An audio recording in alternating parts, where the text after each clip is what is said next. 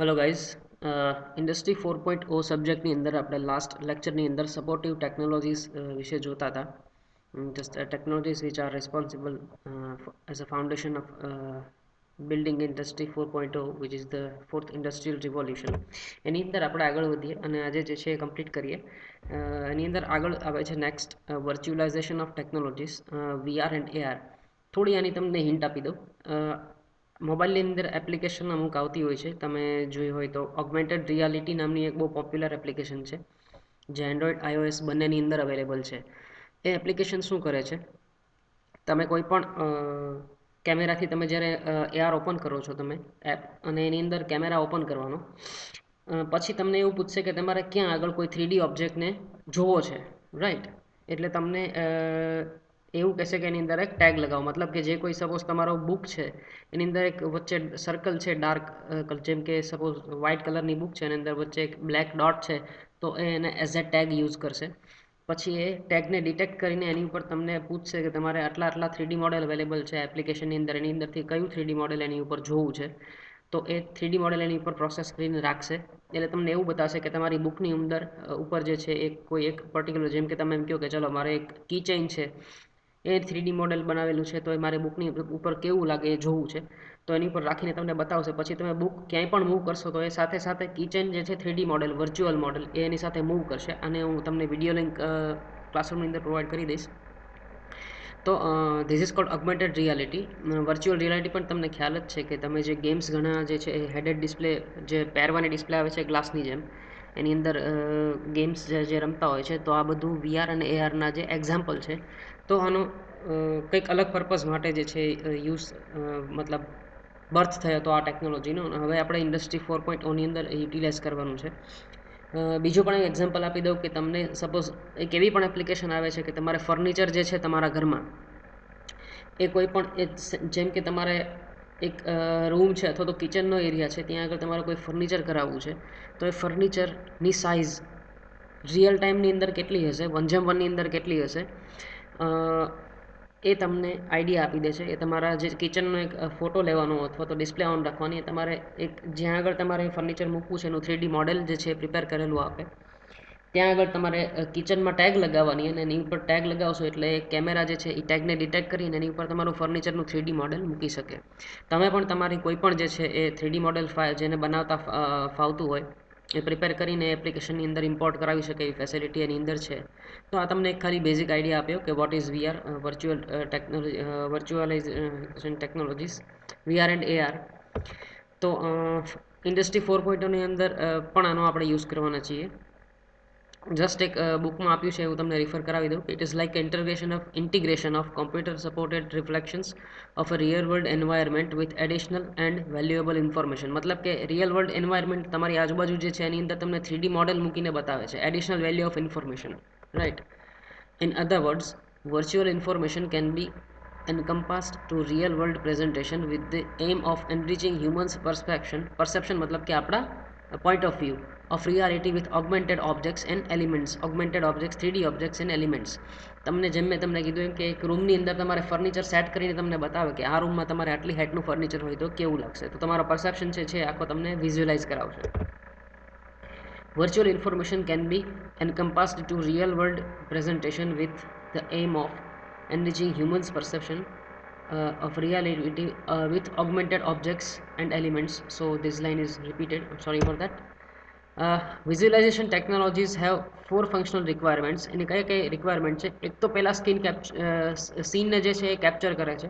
જે કોઈ તમારા આજુબાજુ સીન છે એને કેમેરાથી એ કેપ્ચર કરે છે ફર્સ્ટ ઓફ ઓલ. પછી સીનને આઈડેન્ટિફાઈ કરે છે, મતલબ કે એની અંદર તમે જેમ મેં તમને કીધું કે ટેગ એક મૂકવાનું કહે છે. ટેગ એટલા માટે કે તમને ઇઝીલી ડિટેક્ટ કરી શકે. જે આજકાલ વીએફએક્સ જે યુઝ થાય છે એની અંદર પણ ટેગ્સનો યુઝ થાય જ છે. ફેશિયલ એક્સપ્રેશન માટે ફેસની અંદર લગભગ 100થી 118 કે 120 જેટલા એ લોકો કી પોઈન્ટ્સ જેને કે રાખે છે. એની ઉપરથી કોઈ પણ જેમ કે હલ્કનું જે છે એને તમે બિહાઇન્ડ ધ સીન્સ અથવા મેકિંગ જોજો. ગ્રીન કર્ટેનની અંદર જ્યારે હલ્ક ને એ લોકો એક માણસથી જ્યારે સાઇઝ વધારવી હોય છે એ સમયે એના એક ખાલી આંખની આજુબાજુ, નોઝની આજુબાજુ અને ચીક્સ પર જે છે કેટલા બધા કી પોઈન્ટ્સ હોય છે એ તમે જોજો. તો આ ટેગિંગ કહેવાય છે આને. તો એ પછી જે શું છે કે સીનને પ્રોસેસ કરે છે પછી સીનનું વિઝ્યુઅલાઇઝેશન કરે છે, મતલબ કે તમને એની ઉપર 3D મોડેલ રાખીને અથવા તો કોઈ પણ રીતે બતાવે છે સીનને પ્રોસેસ કર્યા પછી. તો scene identification, scene processing and scene visualisation, તો આ ચાર જે છે એના ફંક્શનલ રિક્વાયરમેન્ટ છે.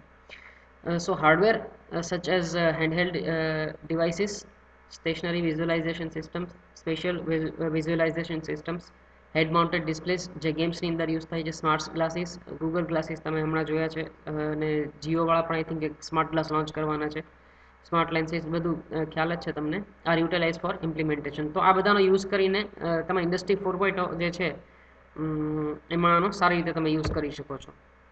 સિમ્યુલેશન જે છે એની અંદર મારે કંઈ તમને જાજુ કહેવાનું રહેતું નથી, એ તમને એ લોકોને ખ્યાલ જ છે. સિમ્યુલેશન એટલે શું, કે કમ્પોનન્ટ કોઈ પણ બને છે એની પહેલાં જ તમને કહી દે છે કે વર્ચ્યુઅલ મોડેલ બનાવીને કે એની અંદર કેટલો સ્ટ્રેસ, કેટલો લોડ અથવા તો કોઈ પણ રીતે જે છે એ કઈ રીતે આપવાથી ક્યાં સુધી સસ્ટેન કરી શકશે રિયલ વર્લ્ડની અંદર, તો that is simulation. Next is data analytics and AI. Data જે છે that is the next big thing in India.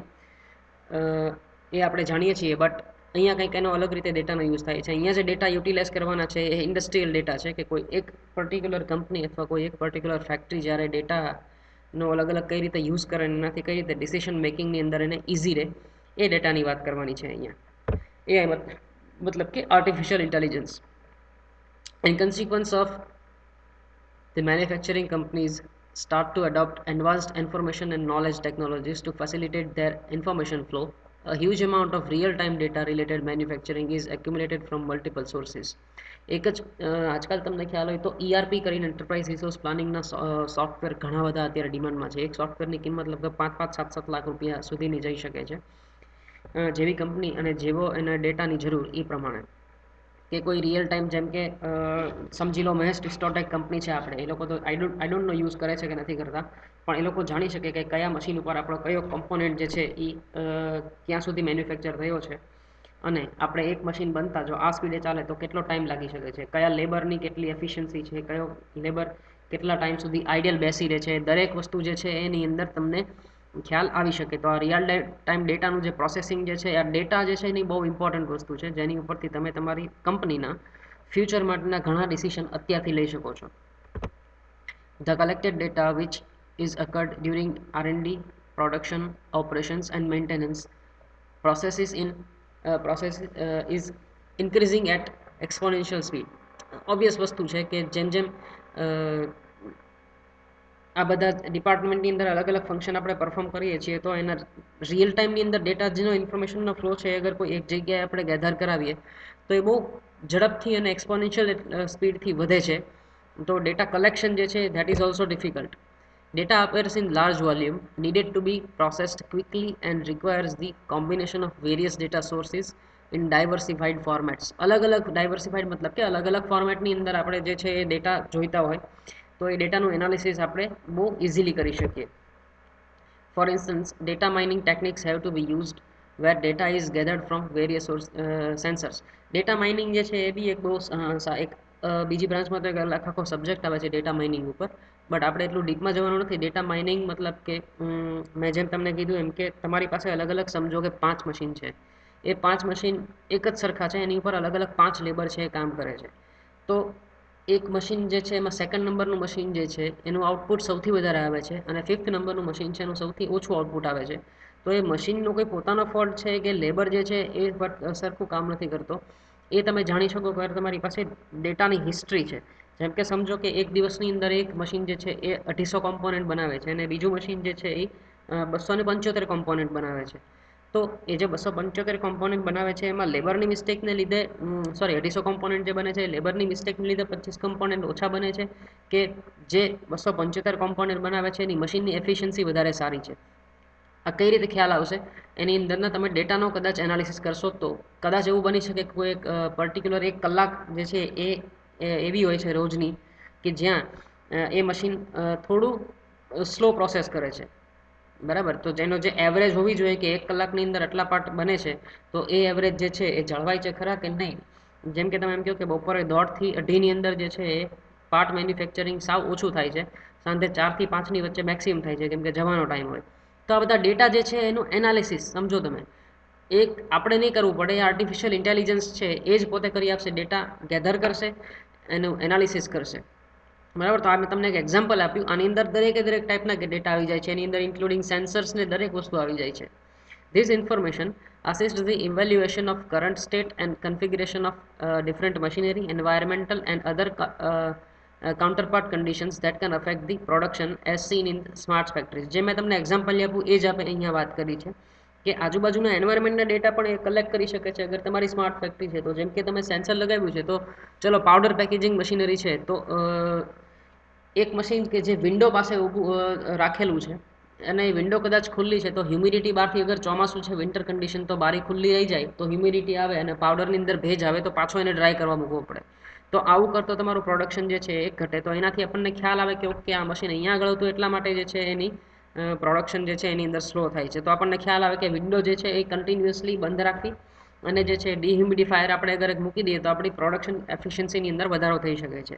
તો આ ડિસિશન જે છે એ તમને જ સજેસ્ટ કરશે જે છે એ ડેટા એનાલિસિસ અને AI, that is the most and powerful utilization tool in industry 4.0. The analysis of all such data may bring significant competitive advantage to the companies that they are able to be meaningfully evaluated by entire process. એટલે evaluate કરવા માટે તમારે ઓછો effort આપવો પડશે ને તમને directly જે છે એ તમારી સપોર્ટિવ ટેકનોલોજી છે એ જ તમને સજેશન્સ આપશે time to time. Communication and networking મતલબ કે સાયબર ફિઝિકલ સિસ્ટમ આપણને ખ્યાલ જ છે પણ તેમ છતાં એક વખત રીડ આઉટ કરી જઈએ. Communication and networking can be described as the link between physical and distributed system that are individually defined. Physical network મતલબ કે તમારું રોબોટિક અને સાયબર ફિઝિકલ ફિઝિકલ મતલબ કે તમારા રોબોટ્સ કે જે વર્કઆઉટ કરી રહ્યા છે કોઈ ટાસ્ક પરફોર્મ કરી રહ્યા છે. સાયબર ફિઝિકલ સિસ્ટમ મતલબ કે the robots are connected. Simple. Using communication tools and devices, machines can interact to achieve given targets. Focus on embedding intelligent sensors in real world environment process. આ embed word ઘણી વખત આવ્યો છે. Embed મતલબ કે કોઈ એક જગ્યાએ ફિક્સ્ડ હોવું, કોઈની ઇનર ક્વોલિટી, જેમ કે તમે એમ કહો કે તમારી અંદર મોરલ્સ, એથિક્સ, સિમ્પથી, એમ્પથી આ બધી વેલ્યુ જે માણસની અંદર એમ્બેડેડ જે છે એના ડિસિશન્સ જે છે એ ક્યારેય ડિસ્ટ્રક્ટિવ નથી હોતા, રાઈટ. તો એમ્બેડિંગ મતલબ કે તમારી અંદર હોવું, કંઈક something is embedded inside you. તો આ જે ઇન્ટેલિજન્ટ સેન્સર્સ જે છે એ સિસ્ટમની અંદર જ જે છે એમ્બેડ કરેલા હોય છે, રાઈટ. પછી આવે છે RTLS and RFID technologies, real time location system and radio frequency identifier. આ બી આપણે એક ઇન્ટ્રોડક્શન જોયું ત્યારે જોયું હતું. આગળ વાત કરીએ. Smart factory has some critical operations such as smart logistics, transportation and storage by satisfying efficient coordination of embedded systems and information logistics. Information logistics મતલબ કે right time delivering something to right person at right price at right time and at right place, બરાબર. તો that is called information logistics. The operations include identification, location detection and coordination, condition monitoring of objects and resources within the organization and across the companies using auto ID technologies. દરેકની અંદર દરેક આઇટમની અંદર જેને deliver કરવાની છે એનો from the beginning row મટીરિયલથી લઈને dispatch નહીં પણ ડિલિવરી સુધી નું એનું એક, જ્યારે તમારી ફેક્ટરીની અંદર કોઈ પણ વસ્તુ આવે છે તો એની અંદર ટેગ લગાડેલી આવશે as a raw material. A raw material પર ટેગ લાગી પછી એનું પ્રોસેસિંગ થાય છે ત્યારે જે છે એ ટેગ જે છે એ ડાયનેમિકલી કન્વર્ટ થાય છે, સ્ટેટિક નથી હોતી. પછી એનું જેમ જેમ પ્રોસેસ થાય ફિનિશ પ્રોડક્ટ બને એની ઉપર એક નવી ટેગ લાગે, સેમ આઈડી ડાયનેમિક આઈડી. એ પછી જે જાય ડિસ્પેચમાં અને ડિલિવર થાય ત્યાં સુધી એની ઉપર ટેગ હોય છે. તો એ ટેગ જે છે એ કન્ટિન્યુઅસલી મોનિટર અને રિટેક્ટ થતી હોય છે અને ત્યાં સુધીનું જે છે એ જે આ બંને ટેકનોલોજી જે છે એનાથી આપણે એને પ્રોપરલી ટ્રેક કરી શકીએ છીએ, એનો પ્રોડક્શન પીરિયડ જાણી શકીએ છીએ, રો મટીરિયલ આવ્યું ત્યારથી લઈને ડિસ્પેચ નહીં પણ ડિલિવર થાય ત્યાં સુધીનું આપણે એનો ટાઈમ જે છે એ પ્રોજેક્ટ કરી શકીએ છીએ, રાઈટ. કઈ કઈ ટેકનોલોજી જે છે એ આની અંદર આવે છે. આઈડેન્ટિફિકેશન મતલબ કે especially RFID with single and bulk reading, બંને માટે અલગ અલગ છે. સિંગલ રીડિંગ મતલબ કે જેમ મેં તમને ટેગનું એક્ઝામ્પલ આપ્યું હતું કે ફાસ્ટ ટેગ કરીને આવે છે. તમે જ્યારે કોઈ પણ નવી કાર પરચેસ કરો તો એની સાથે તમને ફાસ્ટેગ આપે છે, જે ટોલની અંદર તમારે ઊભા નથી રહેવું પડતું ને ડિરેક્ટલી તમે એ લેનની અંદર જઈ શકો છો કે જે ફાસ્ટેગ એનેબલ્ડ છે. તો ડાયરેક્ટ તમારા પ્રીપેડ એકાઉન્ટની અંદરથી એટલે ડિડક્ટ થઈ જશે. That is RFID. Bulk reading માટે પણ અલગ હોય છે, બેચ વાઇઝ જે છે એનું રીડિંગ કરે છે. રેડિયો ફ્રીક્વન્સી આઈડેન્ટિફાયર જેને કહેવાય, જેમ કે આરએફઆઈડી એકચ્યુઅલી સેન્સર આવે છે એનું.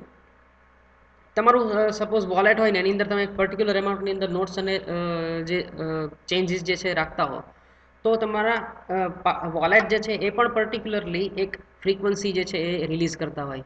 એને તમે ડિટેક્ટ કરાવો તો ઓલવેઝ એ સેમ ફ્રીક્વન્સી ડિટેક્ટ કરાવશે. તો એટલે જેનાથી તમને ખ્યાલ આવશે કે ઓકે આ પર્સનનું જે છે એ આરએફઆઈડી છે, સોરી આ પર્સનનું જે છે વોલેટ છે, તો દેટ ઇઝ આરએફઆઈડી સેન્સર્સ. કે પર્ટિક્યુલર જે છે એ પ્રોડક્ટની અથવા તો ટેગની રેડિયો ફ્રીક્વન્સી જે છે એને આઈડેન્ટિફાઈ કરે છે, અને એટલા માટે એને જેને કહેવાય કે બાયફર્ગેટ કરે છે કે કઈ પ્રોડક્ટ છે. RTLS real time location system like GPS and sensing, મતલબ કે અલગ અલગ સેન્સર્સ આવે છે, તો તમને ખ્યાલ જ છે. તો આનો યુઝ કરીને જે છે આપણે એનું ઇન્ડસ્ટ્રી 4.0 ની અંદર સારું એવું યુટિલાઇઝેશન કરી શકીએ છીએ. Next is cyber security. Cyber security obvious વસ્તુ છે, આપણને એમાં ડીપમાં જોવાની જરૂર નથી, છતાં જોઈ લઈએ. As mentioned in previous sections, Industry 4.0 transformation requires intensive data gathering and processing activities.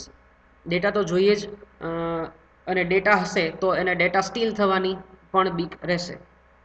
Thus, security of the data storage and transfer processes is fundamental concept of companies.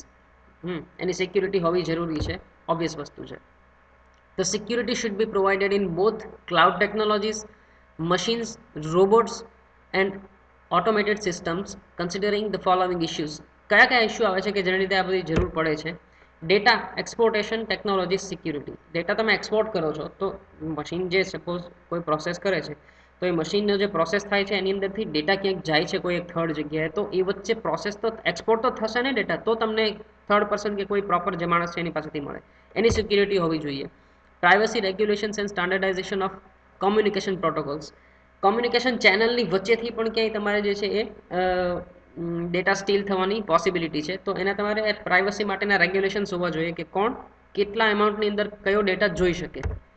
Personal authorisation level of information sharing. જેમ મેં તમને કીધું એમ કે તમારી factory જે છે તો એ તમારે સુપરવાઇઝર લેવલના માણસને કદાચ બતાવવાની જરૂર નથી, મેનેજરી લેવલે બતાવો તો ચાલે. તો એ ઓથોરાઇઝેશનનું લેવલ પણ ડિસાઇડેડ હોવા જોઈએ. Detection and reaction to unexpected changes and unauthorised access by standardise algorithms. જે છે એ ક્યાંક ડેટા, જેમ કે તમે આજે ગૂગલની અંદર લોગિન કરો છો કોઈ એક અલગ પીસી, તો પણ તમને મેલ આવશે. તો એ અનઓથોરાઇઝડ એક્સેસ કોઈ પાસે નથી ને એ જાણવા માટે. તો આ બધું જે છે એ સાયબર સિક્યુરિટીની અંદર આવે છે, કે જેમ જેમ તમારે સ્માર્ટ ફેક્ટરી બને છે, ઇન્ડસ્ટ્રી 4.0 લાવે છે, બધું ડિજિટલાઇઝ થઈ જાય છે, એમ એમ એ બીક પણ આવશે કે અગર મારી ફેક્ટરીના ડેટા ક્યાંય સ્ટીલ થશે તો, અથવા તો કોઈ પ્રોસેસને હેક કરશે અથવા તો એનો એક્સેસ અનઓથોરાઇઝ લઈને ફેક્ટરીની અંદર કંઈ નુકસાન પહોંચાડશે તો, કેમ કે કોમ્પિટિશન વધે એમ આ રીતે પણ જે ક્રાઇમ છે એ પણ વધતા જાય છે. તો cyber security is also necessary. Sensors and actuators. I think this is the last one. Sensors and actuator આપણને ખ્યાલ જ છે શું છે. Sensors and actuators are basic technology for embedded systems, as entire system obtains a control unit, usually one or more microcontrollers, which monitors the sensors and actuators that are necessary to interact with the real world. હવે sensors અને actuator આવે તો એને control કરવા માટે કોઈ controller તો જોઈએ જ, એ ઓબ્વિયસ વસ્તુ છે. તો સેન્સર કેટલા છે? એક્ચ્યુએટર્સ મતલબ કે મોશન પ્રોવાઈડ કરવા માટે રિસ્પોન્સિબલ એક્ચ્યુએટર્સ. જેમ કે મેં તમને એક્ઝામ્પલ આપ્યું હતું કે હાઇડ્રોલિક એક્ચ્યુએટર આવે, જેમ જેસીબી ને બધા ઓપરેટ થતા હોય છે. પછી એક પેલી કંપની છે રાણપુરની અંદર જે બેરિંગ માટેની બહુ સારી એવી કંપની છે, એસ ઉપરથી નામ છે હું અત્યારે ભૂલી ગયો. તો એ બેરિંગની જે કંપની છે આખી, સોરી ટેક્સપિન, ટેક્સપિન કંપની જે છે એનો આખો રાણપુરનો પ્લાન્ટ છે એ ન્યુમેટિકલી એક્ચ્યુએટર છે. એટલે કમ્પ્રેસ્ડ એરનો યુઝ કરીને તમારે સપોઝ કોઈ પાર્ટને મૂવ કરવો છે તો એને ગ્રીપર જે છે એ ન્યુમેટિકલી એક્ચ્યુએટેડ હશે. કમ્પ્રેસ્ડ એરથી જે છે એ ગ્રીપ કામ કરતું હશે, બરાબર. પછી આવે ઇલેક્ટ્રિકલી એક્ચ્યુએટેડ. જેમ કે તમારે મોટર અને ગિયરનો યુઝ કરીને તમે કોઈ પણને મોશન આપો છો તો ઇલેક્ટ્રિકલી એક્ચ્યુએટેડ છે. તો આ સેન્સર્સ અને એક્ચ્યુએટર જે છે બેઝિક ટેકનોલોજી જે છે કે જેની જરૂર પડવાની જ છે, તો એ ઓબ્વિયસ વસ્તુ છે. In industrial adoption of Industry 4.0, embedded systems similarly consist of control unit, several sensors and actuators which are connected to the control unit via field buses.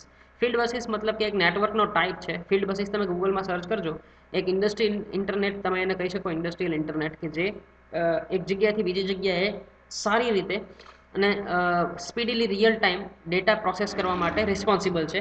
That is a network field buses. Smart sensors and actuators have been developed for industrial conditions. Sensors handle the processing of signal and actuators independently check production current status and correct it if necessary. તો authorisation આપેલું હોય છે એક્ચ્યુએટર્સને કે if the problem is detected anywhere and if it can be handled without the authorization of higher authority like management, the sensor the actuators itself corrects the small problem. Like એક fixture છે જેની અંદર એક આપણે product રાખી છે એક પાર્ટને જેને આપણે મેન્યુફેક્ચર કરવાનો છે, તો એ પ્રોડક્ટ થોડીક હલી જાય છે પોતાના પ્લેસ પરથી, તો શું કરશે સેન્સર જે છે એને સેન્સ કરશે અને એક્ચ્યુએટર છે એને મૂવ કરીને પોતાની જગ્યાએ પાછું લાવશે અને પછી એની ઉપર ફરીથી પ્રોસેસ ચાલુ કરશે. તો આ નાના નાના આવા ડિસિઝન જે છે એ તમારે નહીં લેવા પડે. તો જે સેન્સર્સને એક્ચ્યુએટર સારી રીતે એમ્બેડ કરેલા હશે સિસ્ટમની અંદર તો એ પોતે જ ડિસિઝન લઈ શકશે, right. The sensors transmit the data to central control unit. Obvious વસ્તુ છે સેન્સર જે છે એ સેન્ટ્રલ કંટ્રોલ યુનિટ મતલબ કે આખી ફેક્ટરી સ્માર્ટ ફેક્ટરીની એક સેન્ટ્રલ એક યુનિટ હશે કંટ્રોલ યુનિટ, ત્યાં આગળ પાસ કરશે વાયા ફિલ્ડ બસીસ જે નેટવર્ક છે એના through. In this respect, sensors and actuators can be defined as the core elements for entire embedded system. Right. જો સેન્સર્સ અને એક્ચ્યુએટર નહીં હોય તો સ્માર્ટ ફેક્ટરીનો કોઈ મિનિંગ જ નથી. આ એક કોર એલિમેન્ટ છે, બરાબર, કેમ કે આની વગર કોઈ પોસિબલ નથી, કેમ કે તમને ક્લોઝ લૂપ કોણ બનાવે છે તમારા સેન્સર્સ અને actuators. Okay, this one is also left. Mobile technologies નાનું એવું છે. Mobile devices made a significant progress after these devices were first introduced and are now so much more than just basic communication tool. હવે આની અંદર આપણે ખાલી communication નથી કરતા, બીજા ઘણા બધા ફંક્શન છે કે જે આપણે મોબાઈલની અંદર પ્રોસેસ કરીએ છીએ. These devices ensure the internet enabled receiving and processing of large amount of information and are provided with high quality cameras and microphones which again allow them to record and transmit information. બરાબર, દરેક વસ્તુ આપણને ખ્યાલ છે, એમાં just read out કર્યું છે તમને જણાવવા માટે કે તમારે બુકની અંદરથી ક્યાંથી શું વાંચવાનું છે, કઈ રીતે કરવાનું છે. Mobile devices can receive and transmit process related data in advance and allow users to address issues as they cope with the real time decision making. ઘણી એપ્લિકેશન એવી આવે, દરેક તમે ઇવન કાર આવે છે તો અત્યારે એ રીતે કારની અંદર પણ એપ્લિકેશન આવે છે. હ્યુન્ડાઈની અંદર કદાચ હ્યુન્ડાઈ કનેક્ટ કરીને આવે છે, સુઝુકીની અંદર કંઈક અલગ એપ્લિકેશન છે. એ જ રીતે જેમ જેમ તમે બ્રાન્ડ ફેરવો છો તો એ રીતે અલગ અલગ કંપનીની પોતાની એપ્લિકેશન આવે છે. તમારી કાર ક્યાં છે એ તમે જાણી શકો છો. તમે એને બહારથી લોક કરવી હોય તો લોક કરી શકો છો. તમે એને અમુક રેન્જની બહાર જાય, જેમ કે ભાવનગરની બહાર જાય એટલે કાર બંધ થઈ જવી જોઈએ અને બહાર ના લઈ જવું શકો તો એન્જિન લોક થઈ જાય રિમોટલી. તો આ બધી મોબાઈલ ટેકનોલોજીસ જે છે કે મોબાઈલનો યુઝ ખાલી આપણે હવે કોમ્યુનિકેશન માટે નથી કરતા, ઘણા બધા એના ડાયવર્સિફાઈડ યુઝ છે. એ જ રીતે ઇન્ડસ્ટ્રી 4.0ની અંદર પણ આપણે આ જ રીતની એપ્લિકેશન્સને એનો ઘણો બધો રિયલ ટાઈમ ડેટાને પ્રોસેસ ક્યાં ફ્લો થાય છે, ઇન્ફોર્મેશન ફ્લો જે છે આપણે જાણી શકીએ છીએ મોબાઈલનો યુઝ કરીને, એની અંદર એપનો વ્યવસ્થિત યુઝ કરીને તમારા આખા પ્રોડક્શન સાયકલની અંદર કોઈ પણ વસ્તુ ક્યાં આગળ છે અત્યારે એ જાણવું હોય તો તમે મોબાઈલ ટેકનોલોજીનો યુઝ કરીને જાણી શકો છો. અને આ રીતે મોબાઈલ ટેકનોલોજીનો ઉપયોગ તમે ઇન્ડસ્ટ્રી 4.0ની અંદર કરી શકો છો. So this was the today's lecture. વાંચતા રહેજો, થિયોરિટિકલ સબ્જેક્ટ છે, ક્યારેક કદાચ કોઈકને બોરિંગ લાગી શકે. વિડીયોઝ જે છે એટલા માટે થોડા ઇન્ટરેસ્ટિંગ હું સાઈડમાં મૂકતો રહું છું દરેક લેક્ચરમાં, અને આ લેક્ચરની અંદર પણ મૂક્યા છે, તમે જોઈ લેજો. કંઈ ડાઉટ હોય તો યુ કેન કોન્ટેક્ટ મી. બાકી થિયોરિટિકલ સબ્જેક્ટ છે. Keep reading. બાય.